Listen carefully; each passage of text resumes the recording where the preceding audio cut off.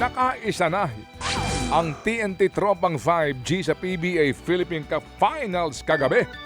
Wagi ang koponan. Alright, kontra San Miguel Beerman, score 96-91.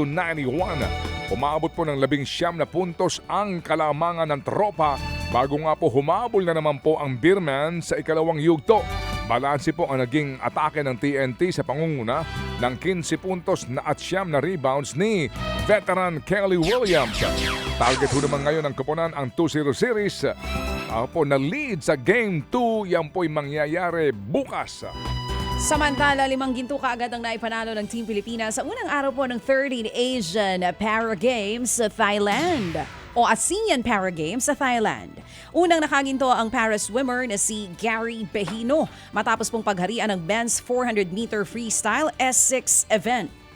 Gumawa rin siya ng bagong record matapos magtala ng oras sa 5 minutes and 32.8 seconds sa palaro. Grabe naman, kabilis namang lumangoy nun.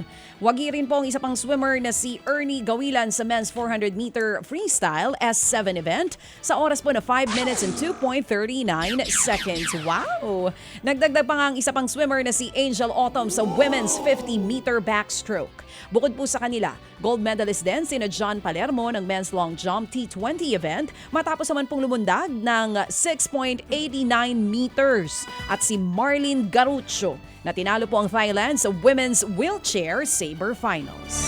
Usay! Kumpirmado po naman na maglalaro si Pinay tennis star Alex Ayala sa kauna-unahan pong Philippine Women's Open sa susunod na linggo.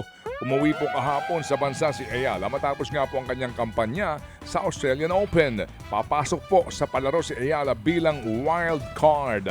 Excited po nga raw po ang Pinay na maglaro mismo sa ating pong bansa. Alanganin pa ho nung unang makalaro ang 20 anyos na atleta dahil nga sa kanyang kampanya sa Australian Open. Pero nanaglag po ng maaga si Ayala sa first round pa lamang po ng naturang Melbourne na naturang tournament dyan po naman sa Melbourne Park. At ating aabangan nga ang coverage po ng Sports 5 dito po sa kauna-unahang Philippine Women's Open sa susunod na linggo. Panalo naman po ang Pinoy Pool Icons na sina Efren Bata Reyes at Django Bustamante sa unang araw ng WNT Legends Tournament. Grabe si Efren Bata Reyes, walang kupas. Tinalo po ni The Magician si Ralph Suke ng Germany 11 racks to 8. Nakuha po ni Efren Bata Reyes ang huling 3 racks matapos magtabla ang laro sa 8-8. Bago po yan, pinataob naman ni Bustamante ang Amerikanong si Earl Strickland 11 racks to 9. Dikitan po ang laban nila bago nakakuha ng 10-8 lead si Bustamante at sa huli, tuluyang nakuha po ng ating mga kampiyon ng panalo. Magpapatuloy ang mga laro ngayong Webes kung saan si Strickland naman ang makakalaban ni Bata Reyes at si Sukay ang makakalaro ng isa pang champ natin na si Bustamante. Ang husay. Oo, ibig sabihin hindi pang mga pasmado ang Walang kupas, pati ang mata malinaw pa. Makakatanggap po naman ng dagdag na insentibo ang mga players na nanalo nga po ng mga medalya sa katatapos lamang na Southeast Asian Games mula daw po sa tanggapan ng presidente. Ito ba ay pera ng presidente o pera pa rin natin? Ito nga pong inanunsyo ni Pangulong Marcos Jr. sa homecoming celebration sa mga atleta sa Intramuros, lahat ng gold medalist. Merong tig 300,000 piso habang 150,000 naman para po sa mga silver medalist at 60,000 po naman sa mga meron pong iniuwing bronze.